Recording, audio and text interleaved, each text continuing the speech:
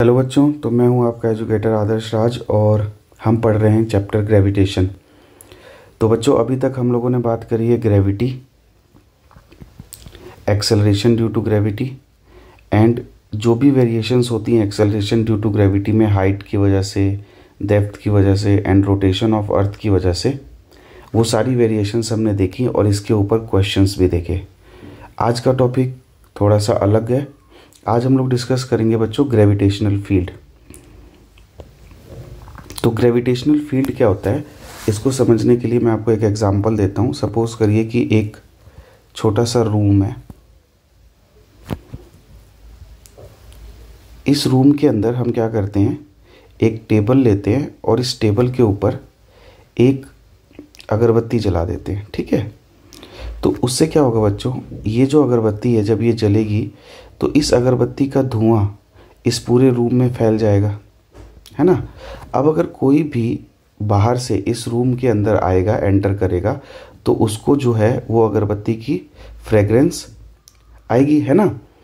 तो हम क्या बोलेंगे कि ये जो रूम है ये पूरी अगरबत्ती का एक फील्ड बन गया है, जिसके अंदर अगर कोई बाहर से ऑब्जेक्ट आता है तो उसको एक फ्रेग्रेंस आती है या उस पर एक फोर्स लगता है, हम ऐसा कह सकते हैं।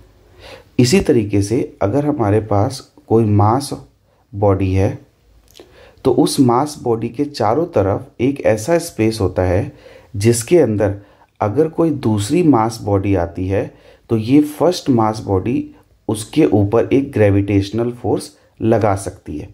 तो इसकी डेफिनेशन क्या हो जाएगी बच्चों, the space around a mass body in which it can exert gravitational force on another mass body. Okay, तो इसके चारों तरफ का एक ऐसा स्पेस जिसमें ये दूसरी मास बॉडीज पे फोर्स लगा सके, ऐसे स्पेस को, ऐसी जगह को उसका ग्रेविटेशनल फील्ड बोलते हैं बच्चों। ठीक है, तो जैसे हमारे पास ये मास m है, अब बाहर से कोई मास आ गया m0, तो ये m0 क्या करेगा, m0 के ऊपर इस m की वजह से एक ग्रेविटेशनल फोर्स लगने लग जाएगा। ठीक है, लेकिन अगर यही बच्चों एक मास m प्राइम हो जो इसकी ग्रेविटेशनल फील्ड से बाहर है, तो इस मास की वजह से m प्राइम के ऊपर कोई भी ग्रेविटेशनल फोर्स नहीं लगेगा। ऐसा क्यों होगा, क्योंकि ये फील्ड से बाहर है, आउटसाइड द फील्ड है। इसका मतलब हमें ये चीज़ समझ में आ गई कि अगर किसी मास बॉडी की फील्ड में जाएंगे तो ही वो मास बॉडी आपके ऊपर ग्रेविटेशनल फोर्स लगा सकती है। अगर हम उस फील्ड से बाहर रहेंगे तो वो कोई भी फोर्स हमारे ऊपर नहीं लगा सकती है।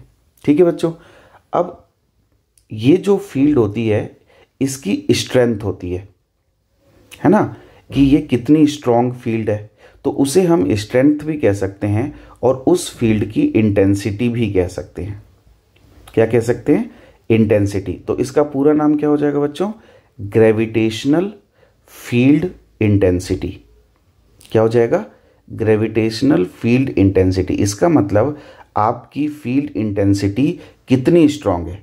जैसे हम लोग परफ्यूम लगाते हैं ना, तो एक परफ्यूम जो है, जो आप लोग लगाते हैं सस्ता वाला, उसकी जो फ्रेगरेंस है वो थोड़ी कम दूर जाती है। फिर आपका दूसरा जो कोई दोस्त है वो बहुत महंगा परफ्यूम लगाता है, उसकी फ्रेगरेंस ज़्यादा दूर तक जाती है। तो इसका मतलब उसकी फील्ड जो है बेटा वो स्ट्रॉन्ग है और उसकी फील्ड बड़ी है, और आपकी फील्ड जो हो गई वो वीक हो गई, है ना। तो इसी तरीके से ग्रेविटेशनल फील्ड इंटेंसिटी ये बताता है कि किसी मास की जो ग्रेविटेशनल फील्ड है वो कितनी स्ट्रॉन्ग है। इसे डिफाइन कैसे करेंगे बच्चों, इसे डिफाइन करेंगे द ग्रेविटेशनल फोर्स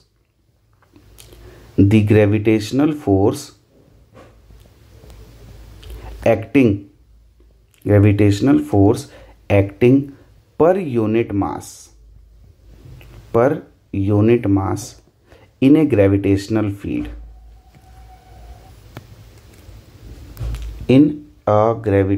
फील्ड, तो बच्चों किसी भी ग्रेविटेशनल फील्ड के अंदर किसी यूनिट मास पे कितना फोर्स लगता है उसे उस फील्ड की इंटेंसिटी कहा जाता है। ठीक है बच्चों, इसे हम लोग लिखते हैं ई से कई लोग इसे आई से भी लिख सकते हैं, वेक्टर लगाते हैं क्योंकि वेक्टर होता है। तो I is equal to force per unit mass. हम यहाँ पे टेस्ट मास m0 ले सकते हैं, आप चाहे तो सिंपली m भी लिख सकते हैं। ओके, अब देखिए फोर्स की जो यूनिट होती है वो होती है न्यूटन और मास की यूनिट होती है केजी। तो बच्चों इसकी SI यूनिट हो गई न्यूटन पर केजी, न्यूटन पर केजी। ठीक है, अगर हम इसका डायमेंशन फॉर्मूला निकालना चाहें तो न्यूटन यानी फोर्स, तो फोर्स होगा बच्चों m1 L1 T-2 upon KG, KG को हम लिख सकते हैं m1। तो m1 से m1 कट जाएगा तो इसका डायमेंशन आ जाएगा बच्चों L1 T-2। ठीक है, एज सिंपल एज डैट। ये होती है हमारी ग्रेविटेशनल फील्ड इंटेंसिटी। ठीक है, तो ग्रेविटेशनल फोर्स पर यूनिट मास, किसी भी फील्ड के अंदर पर यूनिट मास यानी 1 kg के मास पे जितना फोर्स लगता है वही उस फील्ड की स्ट्रेंथ होती है, वही उस फील्ड की क्या होती है बच्चों, स्ट्रेंथ होती है। अब हम निकालेंगे gravitational field intensity due to a point mass. Gravitational field intensity due to a point mass.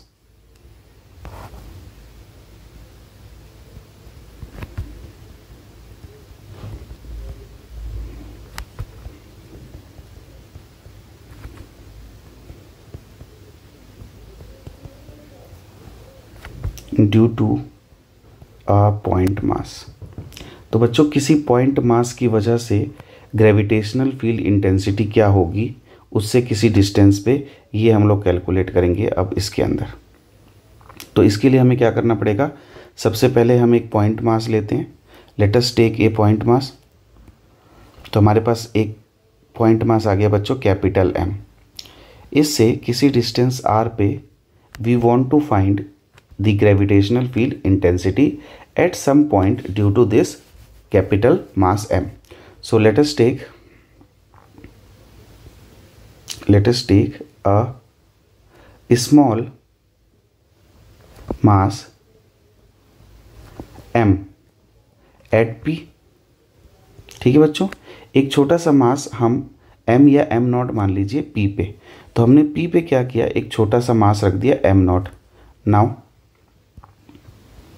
Force on m0 due to capital M। अब कैपिटल M क्या करेगा, वो इस छोटे वाले M पे m0 पे एक फोर्स लगाएगा। वो फोर्स कौन सा होगा बच्चों, ग्रेविटेशनल फोर्स। उस फोर्स की वैल्यू होगी G m1 m2 by r²।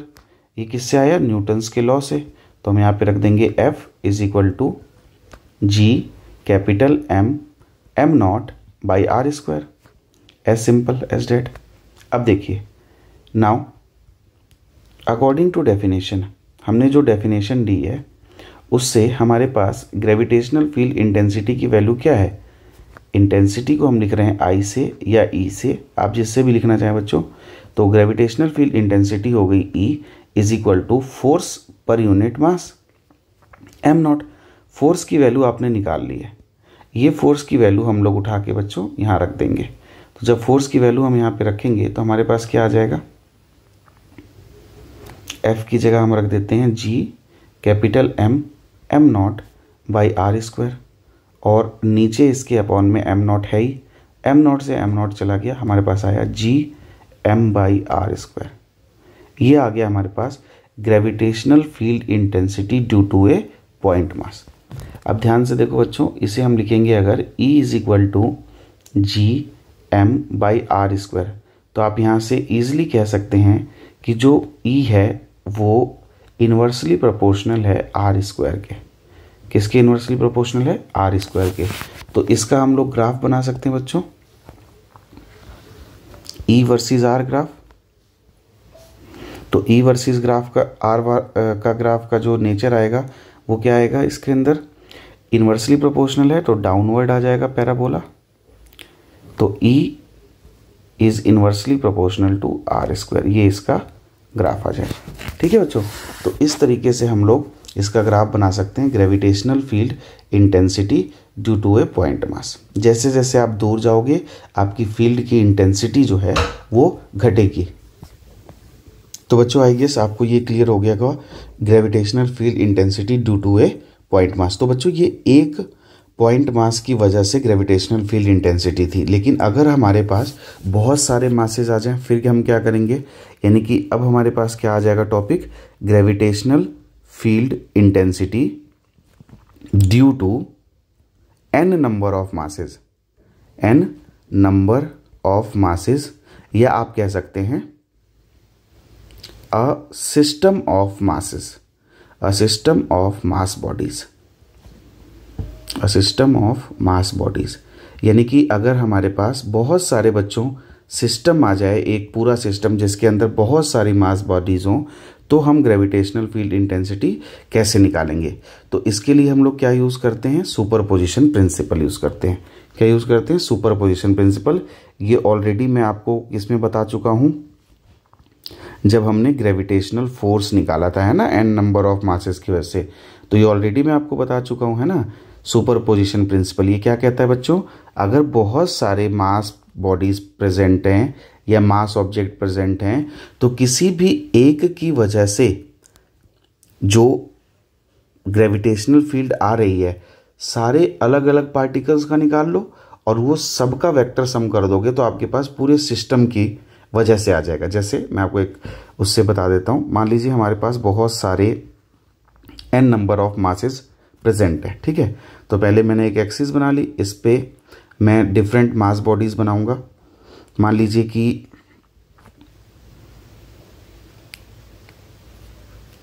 एक सेकेंड बच्चों,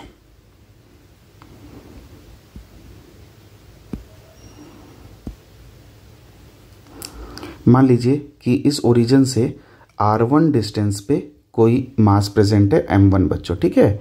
ऐसे ही कोई r2 डिस्टेंस पे मास प्रेजेंट है m2। ऐसे ही बच्चों r3 डिस्टेंस पे मास प्रेजेंट है m3, है ना बच्चों। और ऐसे ही r4 डिस्टेंस पे मास प्रेजेंट है m4। ऐसे ही बच्चों rn डिस्टेंस पे मास प्रेजेंट है mn, ठीक है। तो इससे क्या होगा बच्चों कि हम ओरिजिन पे अगर ग्रेविटेशनल फील्ड इंटेंसिटी निकालेंगे तो हम सबसे पहले क्या करेंगे, m1 की वजह से देखेंगे। तो m1 की वजह से मान लेते हैं E1 आ गया। ऐसे ही फिर हम किसकी वजह से देखेंगे, m2 की वजह से देखेंगे, E2 आ गया। m3 की वजह से देखेंगे, E3 आ जाएगा, है ना। ऐसे ही mn की वजह से देखेंगे तो En आ जाएगा। तो हम क्या करेंगे बेटा, हमारे पास जो नेट फील्ड इंटेंसिटी आएगी due to the system of mass bodies, वो आएगी vector sum of the individual intensity of all the mass bodies present. तो हमने क्या करना है बच्चों, सारी मास बॉडीज जो प्रेजेंट हैं इंडिविजुअल इलेक्ट्रिक फील्ड निकालना है और सबका वेक्टर सम ले लेंगे। तो उस वेक्टर सम से क्या हो जाएगा, हमारे पास नेट इलेक्ट्रिक फील्ड जो है वो आ जाएगी, ठीक है, सिंपल। तो बच्चों यहाँ पे क्या आ जाएगी हमारे पास वैल्यू, ई नेट की जो वैल्यू आएगी बच्चों वो आएगी फर्स्ट का वेक्टर, सेकंड का वेक्टर, थर्ड का वेक्टर, इन सब का हमें वेक्टर एडिशन लेना पड़ेगा, तभी हमारे पास उससे वो वैल्यू आएगी। क्लियर। जैसे मैं आपको इसको एग्जाम्पल के थ्रू समझाता हूँ। जैसे सपोज करो बेटो, सबसे पहले हम पहला केस अगर लेंगे, केस 1 लेंगे, उसमें हम 2 मास लेते हैं, ठीक है, 2 मास बॉडी। तो अगर बच्चों 2 मास बॉडीज लेंगे तो उसकी वजह से हम ग्रेविटेशनल फील्ड इंटेंसिटी निकालते हैं। बहुत आराम से, बहुत प्यार से करा रहा हूँ, ध्यान से समझें और इसके नोट्स बनाएं ध्यान से, और फिर इनको अप्लाई करें अलग अलग क्वेश्चंस जो आपके सामने आए। जैसे सपोज करो बच्चों, हमें देता है एक मास यहाँ पे m1 और एक यहाँ पे देता है m2, और हमें फाइंड करना है इन दोनों के बीच की डिस्टेंस है r। अब बताइए कि m1 से d डिस्टेंस पे अगर कोई पॉइंट p प्रेजेंट है तो what is the gravitational field intensity, gravitational field intensity at p due to the 2 masses. तो हम कैसे करेंगे बच्चों इसको, सबसे पहले हम फर्स्ट वाले की वजह से निकालेंगे। तो E1 फर्स्ट वाले की वजह से, तो फर्स्ट वाले की वजह से क्या आ जाएगा, g इंटू m1/d²। ऐसा क्यों होगा बच्चों, ऐसा इसलिए होगा क्योंकि हमें पता है कि एक मास की वजह से क्या होता है, gm/r²। ये अभी मैंने आपको सिखाया, एक मास की वजह से gm/r²। तो यहाँ पे अगर m1 मास प्रेजेंट है तो m1 की वजह से होगा gm1/d², और उसकी डायरेक्शन आ जाएगी m1 की तरफ, है ना। ऐसे ही m2 की वजह से होगा बच्चों इधर e2। तो e2 की वैल्यू क्या आएगी बच्चों, e2 वेक्टर, ये आ जाएगा हमारे पास gm2 अपॉन में r-d का होल स्क्वायर, क्योंकि टोटल डिस्टेंस r थी, तो ये वाली जो डिस्टेंस बचेगी ये r-d बचेगी, है ना। तो r-d का स्क्वायर। तो हम यहाँ से अब बच्चों ई नेट अगर निकालना चाहें तो हमारे पास ई नेट की जो वैल्यू आ जाएगी वो आप E1 माइनस E2 से निकाल सकते हैं। अब आप E1 माइनस E2 करेंगे और आपके पास वैल्यू आ जाएगी। तो फिलहाल क्योंकि हमने ये जनरल रिजल्ट निकाला है कंसेप्ट को समझने के लिए, तो फिलहाल आप इसको इतना ही लिखेंगे। जब आपको वैल्यू दी जाएगी जैसे मास की और डिस्टेंस की, तब आप वैल्यू पुट करके सीधा आपको पास मैग्नीट्यूड आ जाएगा। तो ये होता है सुपर पोजिशन प्रिंसिपल। क्या बोलते हैं बेटा इसको, सुपर पोजिशन प्रिंसिपल। इससे हम लोग n number of mass bodies या a system of mass bodies की वजह से किसी पॉइंट पे इलेक्ट्रिक फील्ड कैलकुलेट कर सकते हैं आसानी से। ठीक है, अब इसके लिए हम लोग 2 मास से आगे बढ़ते हैं, 3 मास के सिस्टम पे चलते हैं। ठीक है, एक एक एग्जाम्पल सीखते जाइए और समझते जाइए। जैसे सपोज करो, बिल्कुल सिंपल, हम लोगों का फेवरेट इक्विलेटरल ट्रायंगल है। इस इक्विलेटरल ट्रायंगल में हमने 2 मासेस रख दिए, 2 वर्टिसेस पे, एक मास ये रख दिया m और एक मास ये रख दिया m। ये साइड है a, ये साइड भी है a, ये साइड भी है a। We want to find the magnitude of the gravitational field intensity at point P। So what we will do, the field intensity due to the first is E1, the field intensity due to the second is E2. Okay beta, so what will be E1? E1 is equal to gm upon में a square, because the distance from this mass is a. Okay, so gm upon a square. Electric field intensity, sorry, gravitational field intensity due to the second mass is gm upon में again a square. Now these two values are same, so we can write these two values as equal to E. Okay, now what is the angle between these two vectors? This is nothing but 60 degree. So the net field will comes out to be E square plus E square plus 2 E1 E2 cos of 60 degree. कल भी हमने ये किया था जब हमने force निकाले थे, cos 61/2 से 2 गया, ये आ गया √3 और E की वैल्यू आ जाएगी हमारे पास बच्चों gm/a²। gm/a², ये आ जाता है E नेट। ये आ गया हमारे पास E नेट। तो हम यहाँ पे E नेट निकाल सकते हैं इस पॉइंट पे। ठीक है, अब आपके लिए मैं एक आपको होमवर्क देता हूँ, इसको आप खुद करेंगे। आपको करना है, अगर आपके पास एक इक्विलेटरल ट्रायंगल है, कैसा ट्रायंगल है बच्चों, इक्विलेटरल ट्रायंगल है, और इसके वर्टिसेस पे हमने 3 मास रखे हुए हैं अब की बार, m m और m। तो आपको ये शो करना है, अगर इनका साइड a है, आपको ये शो करना है कि इनके सेंटर पे, ट्रायंगल के सेंटर C पे, इसको हम सेंट्रॉइड बोलते हैं, तो ट्रायंगल के सेंट्रॉइड पे जो ग्रेविटेशनल फील्ड की वैल्यू आएगी वो 0 आएगी। ये आपको शो करना है।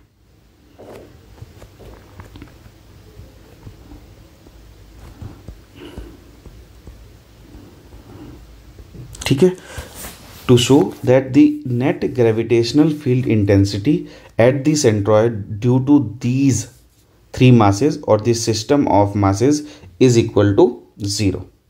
ठीक है, ये आपको शो करना है the field intensity at C। ठीक है, ये आपका होमवर्क है। इसके अलावा आप एक और क्वेश्चन कर सकते हैं, दैट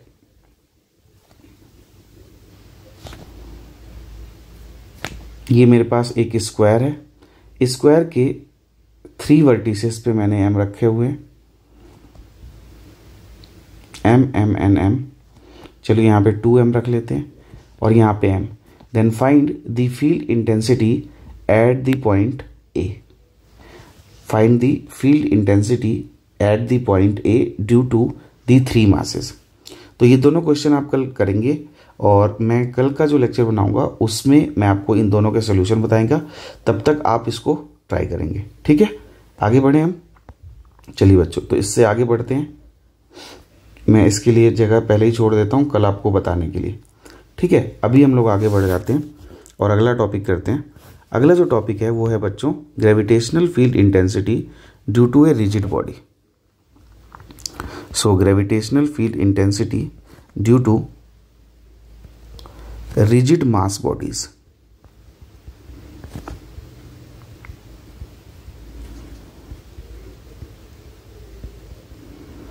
अब रिजिड मास बॉडीज मैंने आपको पहले ही पढ़ा दिया है रोटेशन के अंदर। रिजिड मास बॉडीज वो होती हैं जिन बॉडीज में दो पार्टिकल्स की जो इंटरमोलिकुलर पार्टिकल्स है उनके बीच की जो इंटरमोलिकुलर डिस्टेंस है वो चेंज नहीं होती है with the application of the external force, हम ऐसा कह सकते हैं ना, उसे हम रिजिड मास बॉडीज बोलते हैं। तो हम सबसे पहले हम लोग बेटा इसमें सीखते हैं gravitational field intensity due to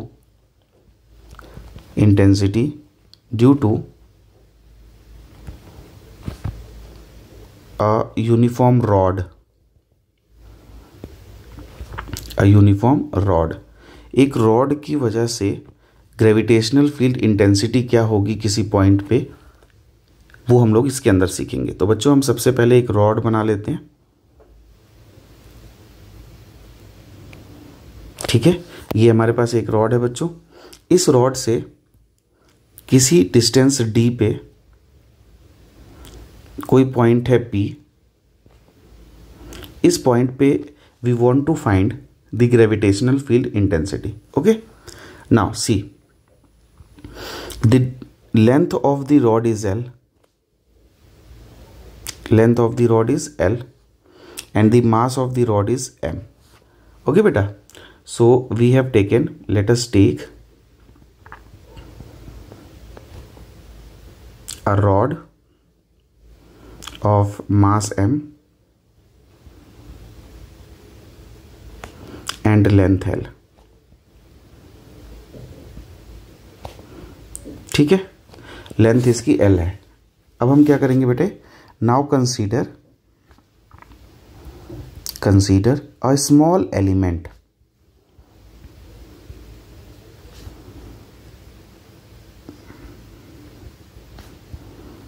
of length dx at a distance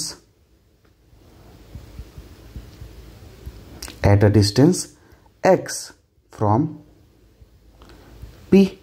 तो बच्चों अब हम P से किसी x डिस्टेंस पे एक एलिमेंट कंसीडर कर रहे हैं जिसकी लेंथ है बच्चों dx। लेंथ क्या है इसकी, dx, ठीक है। तो इस एलिमेंट का जो मास होगा वो क्या होगा बच्चों, मास ऑफ द एलिमेंट।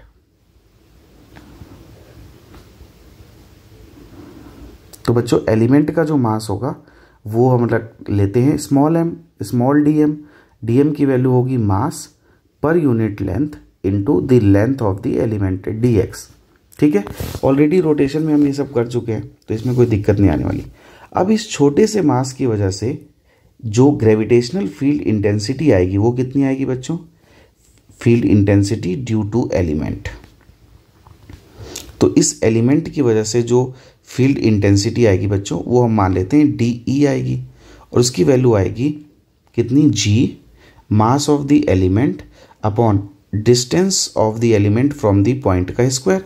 क्योंकि किसी एक m की वजह से कितनी होती है, GM/r², तो इसकी वजह से हो जाएगी GDM/x², ठीक है बच्चों। अब हमें पूरी रॉड के लिए इसको इंटीग्रेट करना पड़ेगा। तो फॉर कंप्लीट रॉड अगर हम बेटे इसको कंप्लीट रॉड के लिए इंटीग्रेट करें तो DE को इंटीग्रेट करेंगे कहाँ से कहाँ तक, 0 से E, और जो आपका एलिमेंट है सोचिए रॉड पे आपको पहला एलिमेंट कहाँ मिलेगा, पहला एलिमेंट बच्चों आपको यहाँ पे मिलेगा ना, इस पॉइंट पे, जो कि रॉड से कितनी डिस्टेंस पे है, पॉइंट से कितनी डिस्टेंस पे है, डी डिस्टेंस पे। और लास्ट एलिमेंट बच्चों देखो मैं डार्क कर रहा हूँ, आपको यहाँ मिलेगा जो रॉड से डी प्लस एल की डिस्टेंस पे है। तो हमें इंटीग्रेट करना पड़ेगा डी से लेकर के एल प्लस डी तक, डी से लेकर के एल प्लस डी तक। अब ये इंटीग्रेशन हम लोग ध्यान से देखते हैं। तो बच्चों मैं यहाँ पे लिख रहा हूँ इसको, D E integration from 0 to e will be equal to, g will come out of the integration because it is a constant. Okay, the value of dm, dm की वैल्यू होगी बच्चों m by l, it is a constant, it will come out of the integration.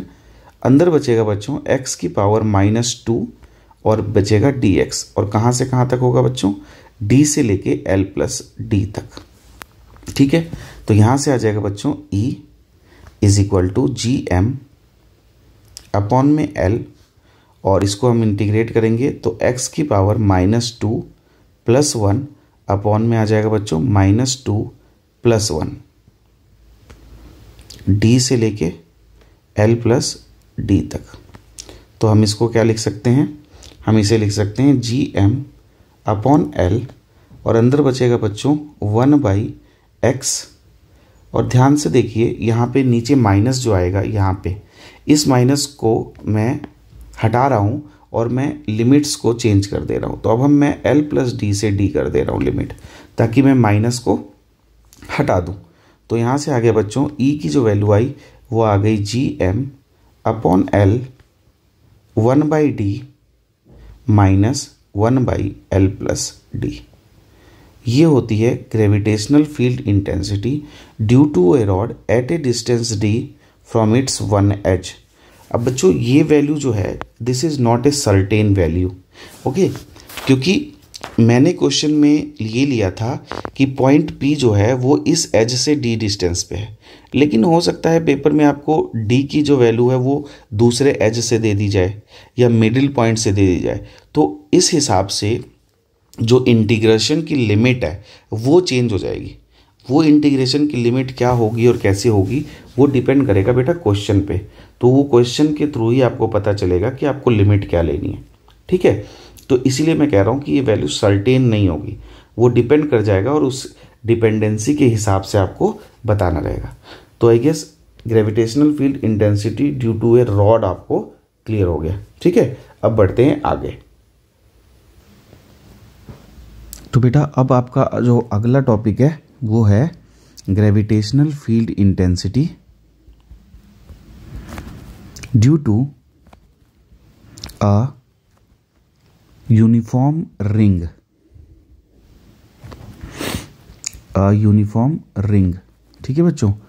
अब एक ring की वजह से gravitational field हमें निकालनी है। किस पॉइंट पे निकालनी है वो मैं आपको बताता हूँ। देखो इसको हम सेकंड केस मान लेते हैं। तो देखिए बच्चों, हम सबसे पहले एक रिंग लेते हैं। ये हमारी एक रिंग है, ठीक है। इस रिंग से हम इसके सेंटर से किसी डिस्टेंस पे जाएंगे, ठीक है बच्चों। इस डिस्टेंस को हम बोल देंगे सेंटर से x।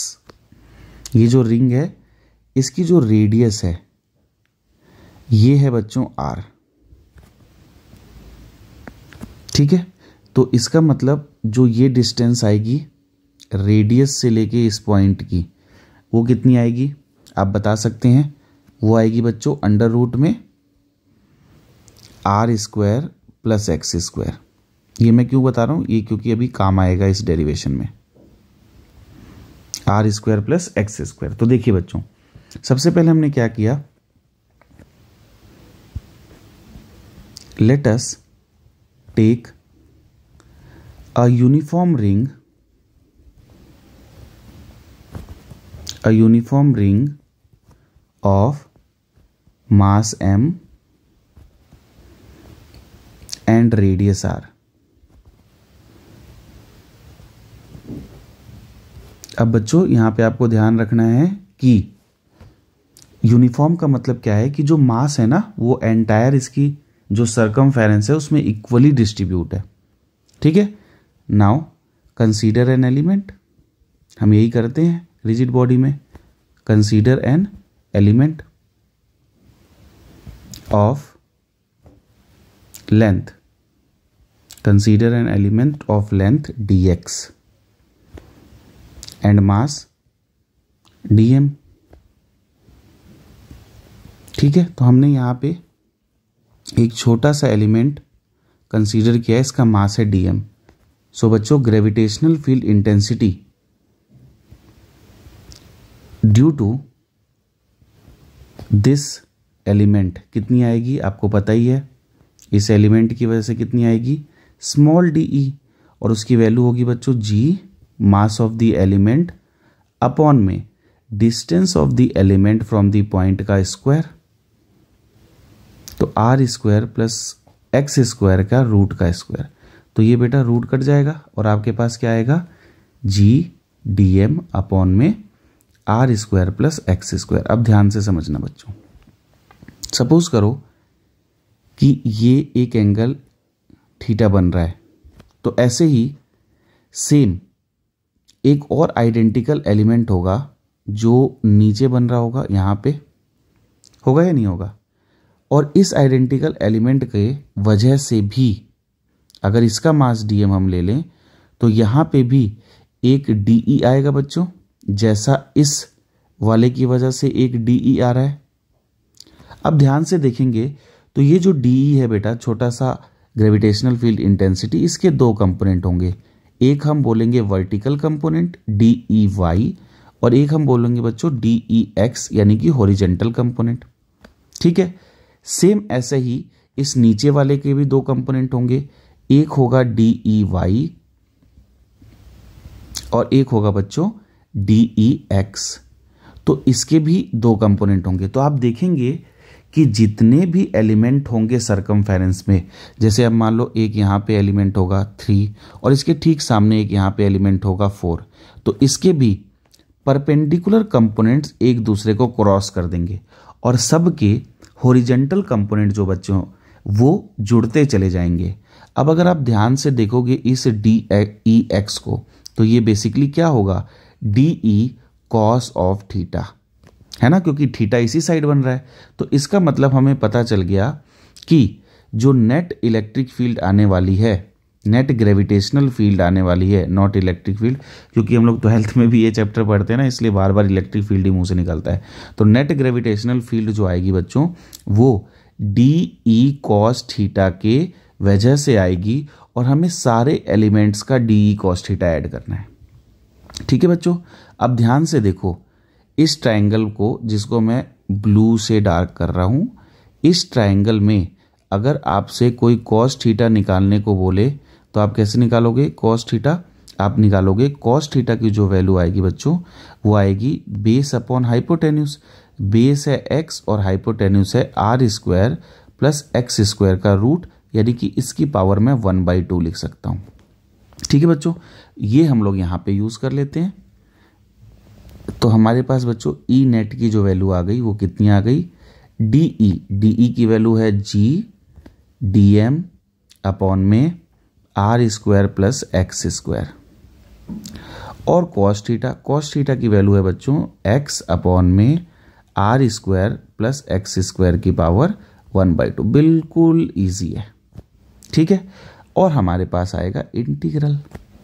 तो यहां से बच्चों सिंपली ई नेट की जो वैल्यू आएगी वो आपको क्लियरली दिख गई बच्चों। ई नेट की वैल्यू आ गई, क्या आ गई, देखिए ध्यान से, g बाहर आ गया, x बाहर आ गया, नीचे बचा r square plus x square. यहाँ पे क्या है बच्चों, पावर 1 है, यहाँ पे है 1/2, तो पावर हो गई 3/2। इंटीग्रल में बच गया dm और dm का इंटीग्रल होगा बच्चों m, तो gmx अपॉन में r square plus x square to the power 3/2। ये होता है the net gravitational field intensity due to a ring on a point P which is present on its axis passing through the center at a distance x from the center. Okay, so this is the gravitational field intensity बच्चों, due to a uniform circular ring of mass m and radius r। Okay, I hope ये clear हो गया होगा। अब देखो यहां पे कहानी खत्म नहीं हुई, अब हमें E वर्सेस R ग्राफ भी बनाना है। अब सबसे पहले हमें चेक करना पड़ेगा बच्चों कि जो E है नेट ग्रेविटेशनल फील्ड, ये मैक्सिमम कब होगा और ये मिनिमम कब होगा। तो मिनिमम तो क्लियर है,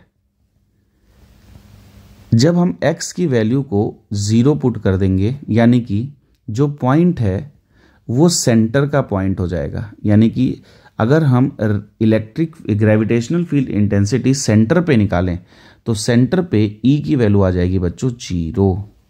सो the gravitational field intensity due to the ring at its centre वो 0 होगी। ऐसा क्यों होता है बच्चों, क्योंकि सोचो ना, अगर मैं एक सर्कल बनाऊं, सोचो, और इसका सेंटर देखूं तो यहां पे है इसका सेंटर, तो होगा क्या बच्चों, जो सामने वाला एलिमेंट है ना, मान लो ये वाला एलिमेंट है, ये इसका ई इधर होगा और इसके जस्ट सामने वाले का इधर होगा, ये कैंसिल आउट कर जाएंगे।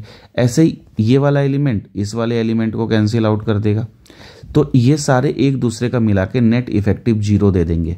इसीलिए मिनिमम सेंटर पे होता है। अब मैक्सिमम कहाँ होता है, तो जब भी हम किसी चीज़ का मैक्सिमम निकालना चाहते हैं तो हमें क्या करना पड़ता है बच्चों, आपने मैथमेटिक्स में पढ़ा है, हमें उस फंक्शन को वेरिएबल के रिस्पेक्ट में डिफरेंशिएट करके 0 रखना है।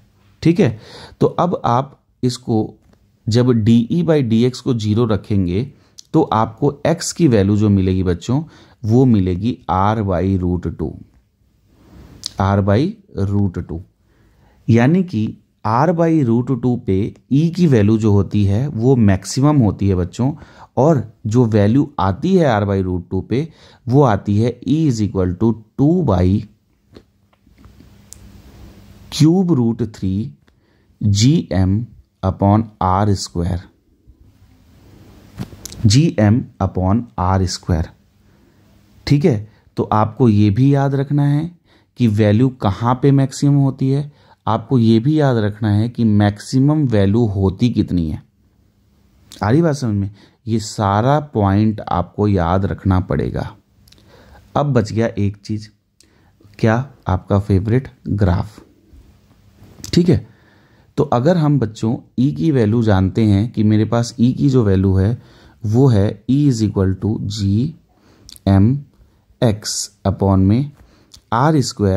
+ x² टू दी पावर 3/2। तो इसका जो E वर्सेस R ग्राफ है बच्चों वो कैसा होगा। अब मैं आपको ग्राफ सिर्फ नेचर ऑफ ग्राफ बताऊंगा, ये ग्राफ कैसे ड्रॉ हुआ है ये नहीं बताऊंगा, क्योंकि वो इस डिस्कशन के टॉपिक के बियॉन्ड है कि कैसे बन रहा है ये ग्राफ, बट इसका नेचर क्या है ये मैं आपको जरूर बता रहा हूं। तो आपका ग्राफ क्योंकि 0 पे वैल्यू 0 आ रही है तो यहां से शुरू होगा बच्चों, एक पैराबोलिक नेचर लेगा और उसके ग्राफ बाद में 0 की तरफ टेंड कर जाएगा।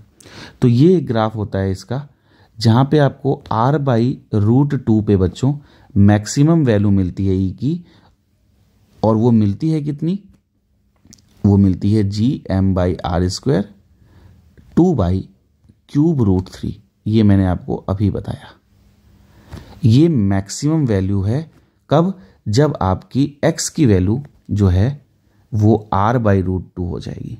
तो ये E वर्सेस x का ग्राफ हो गया, सिंपल। तो ये आपका ग्राफ है, मैक्सिमम वैल्यू कब होती है, मिनिमम वैल्यू कब होती है, मैक्सिमम वैल्यू कितनी होती है, मिनिमम वैल्यू कितनी होती है। अगर आपको लग रहा है कि सर ये तो थोड़ा टफ हो गया हमारे लिए, टफ बिल्कुल भी नहीं है। अभी तो मैंने आपको टफ वाला पोर्शन कराया ही नहीं है कि मैं आपको इस फंक्शन को डिफरेंशिएट करके और इस चीज़ को प्रूव कर रहा हूँ कि हाँ r/√2 पे ही मैक्सिमम आ रहा है। ये तो मैंने अभी ये स्टेप छोड़ दिया है। आप इसको खुद करिए ज़रा, आप इसको डिफरेंशिएट करिए और देखिए क्या x की वैल्यू r/√2 आ रही है। अगर आप इसको x के रिस्पेक्ट में डिफरेंशिएट करके 0 पुट कर रहे हैं तो क्या x की वैल्यू r/√2 आ रही है। जिसकी डिफरेंशिएशन अच्छी है वो कर सकता है, इसको बिल्कुल आराम से हो जाएगा। जिसकी नहीं है उसको हो सकता है थोड़ा दिक्कत हो, टाइम लगे, शायद नहीं कर पाए। लेकिन ये वैल्यू तो आपको याद रखनी पड़ेगी। Very very important, very very important for CBSE, for JEE, for NEET. ये सीधे ग्राफ पूछा जाता है। ये ग्राफ तो आपको सपने में भी याद होना चाहिए। It is very important for NEET also and JEE। सपने में याद होना चाहिए ये ग्राफ, ठीक है। तो ये आपका ग्राफ आ जाएगा बच्चों 2gm/3 r² and the value is maximum at r/√2। कोई दिक्कत परेशानी, शक शंका, सवाल, संदेह, क्वेश्चन, प्रश्न मेरे ख्याल में अभी तक नहीं होगा, ठीक है। एक छोटा सा वाइंड अप यहाँ पे मैं आपको लिख देता हूँ। अभी तक हमने क्या क्या कर लिया है। हमने अभी तक कर लिया है बच्चों, ग्रेविटेशनल फील्ड इंटेंसिटी क्या होती है, gravitational field intensity point mass की वजह से क्या होती है, gravitational field intensity number of masses की वजह से क्या होती है, ग्रेविटेशनल फील्ड इंटेंसिटी एक रिजिड रॉड की वजह से उसके एक्सियल पॉइंट पे क्या होती है, ये हमने देख लिया है, और gravitational field intensity due to a ring देख ली है हम लोगों ने, ठीक है। अब हम आगे बढ़ते हैं, इसमें थोड़ा सा देखते हैं gravitational field intensity due to a solid sphere and due to a hollow sphere क्या होगी, ठीक है बच्चों। तो इसमें मैं आप लोगों के लिए काम थोड़ा सा इजी कर देता हूँ। इसमें मैं आपको वैल्यू याद रखनी, इसमें बहुत ज़्यादा डेरिवेशन का पार्ट नहीं है, तो छोटी छोटी हल्की हल्की डेरिवेशन है, लेकिन मैं आपको चाहता हूँ कि आप आराम से इसको समझें और याद करें। बिल्कुल घबराने की ज़रूरत नहीं है इसमें।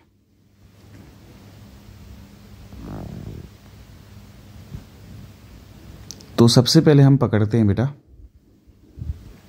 Hollow sphere, okay. Hollow sphere, तो एक हमारे पास हॉलो स्फीयर है, बिल्कुल ठीक है, और एक हमारे पास आपका फेवरेट सॉलिड स्फीयर है, ठीक है।